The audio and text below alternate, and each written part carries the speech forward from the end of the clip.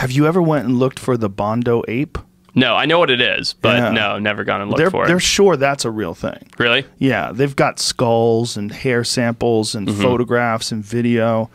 And for people who don't know what we're talking about, it's a gigantic chimpanzee. Right. Like a 6 foot tall chimpanzee, which is just fucking nuts. And it does walk erect, right? Yeah. Sometimes, yeah. There's a camera trap photo. There's a guy named Dr. Carl. No, he's not a doctor. I think his name's Carl Harmon. Carl something? Harmon, is that? Amon. Amon? A-M-M-A-N. Carl Amon. And he's was it a Swiss wildlife photographer? Anyway, he set up a bunch of camera traps, and he got one of them walking. Amazing. And it's freaky. And there's some photos of these gentlemen that shot one near an airstrip. Huh. And it's fucking huge. You don't know how big the men are. Right. You know, they might be small, and it's in front of them.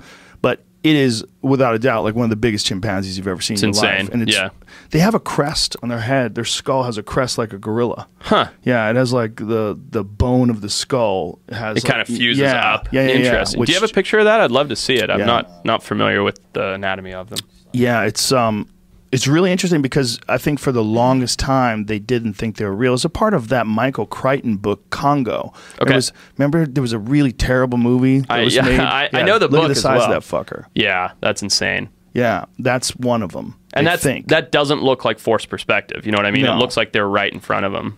And that's one from the early 1900s, I believe, where these guys shot one, and they were like, "What is this? This is just giant chimp." See if you can find the one of there. Right above is the one where it's walking right there. Yeah.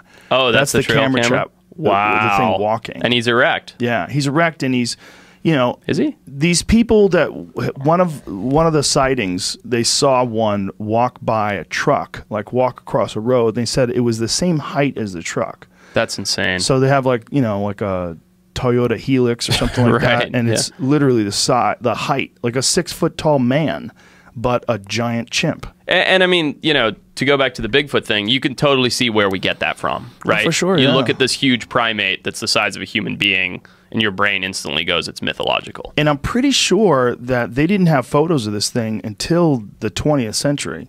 Like the late 20th century. No kidding. Yeah. That's amazing. Yeah, it's a trip, man. They nest on the ground like gorillas. Like a gorilla. Yeah. Yeah. Wow. And the locals have two different names for chimps. They call them tree beaters and lion killers. Huh. And the tree beaters are the ones that are up in the trees, the smaller chimps. Sure. And the lion killers are these big ones that live on the ground. Yeah, and apparently there's some either video footage or there was some eyewitness account of one of them eating a leopard. No way. So it was a dead leopard that they were eating, whether or not they killed it or they found it, but they were eating this fucking thing. Regardless, like to be a primate at the top of the food chain eating a big cat. I mean, that's nuts. It's nuts. Would you ever think of going there and trying to find those things? Fuck yeah. They're deep in there. Great.